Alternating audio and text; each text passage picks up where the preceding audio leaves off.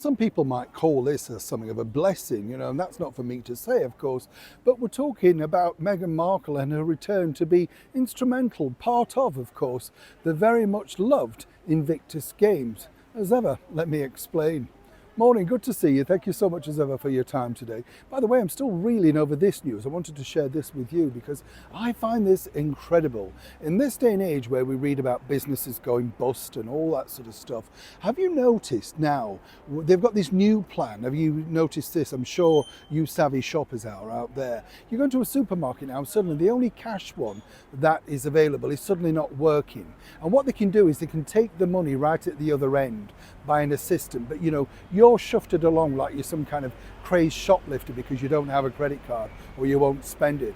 And worse than that, have you noticed also in the coffee shops? Yes, they brought back the 99p $1 coffee as they call it, but you can only pay for that by credit card, and they just let so much money walk out the door. I just don't understand it. If that was my business, every penny matters, doesn't it? Doesn't matter how you want to pay, other than, of course, if it was saying here's a packet of biscuits, but if it's cash, credit, whatever, you take it. Is it truly like that in your part of the world? I'd love to know. Gets me so incensed. Back as ever to your royal story of the day. Well, next year, if you're living in the beautiful country that is Canada, in Vancouver, you can look forward, of course, to this. The spectacle that Germany enjoyed a couple of years back now, the Invictus Games, started over 10 years ago with a lot of help from His Majesty the King and, of course, His Royal Highness the Prince of Wales, Prince William, alongside Catherine, the Prince of Wales as well. She was very instrumental in giving Harry the courage, confidence, and the ability to move forward in making this a successful, venture. Now, the Invictus Games, of course, have now become slightly tarnished in the last few years.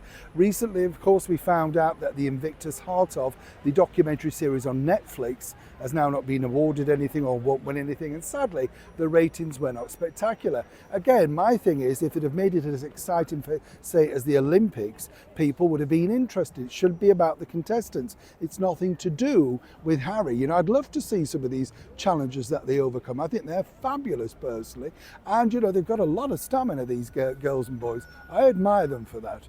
But if you are in Canada, you can definitely look forward to Meghan Markle parading, no doubt, in front of the veterans, no doubt wearing something inappropriate to boot. I'm jesting, of course.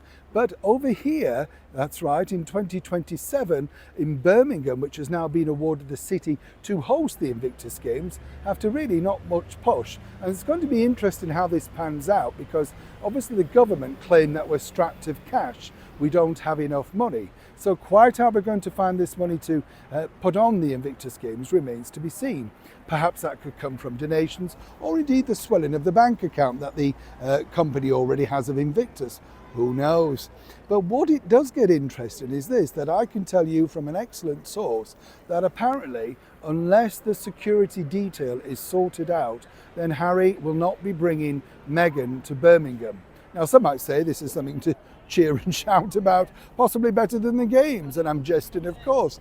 But on the other side of the coin, they're making it very clear that unless His Majesty the King, alongside everybody else, finally sits round a table and actually capitulates to what they require in terms of, their security.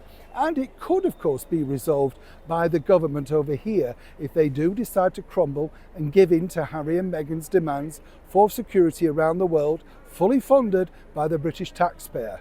I wonder how that's going to go down in the crowds of Invictus if Harry gets up, with all of those people furious as they struggle in a cost of living crisis to hear boos. Of course, in the last few years, it will be a sound that I'm sure he's got very used to. Neil Sean in the very heart of London.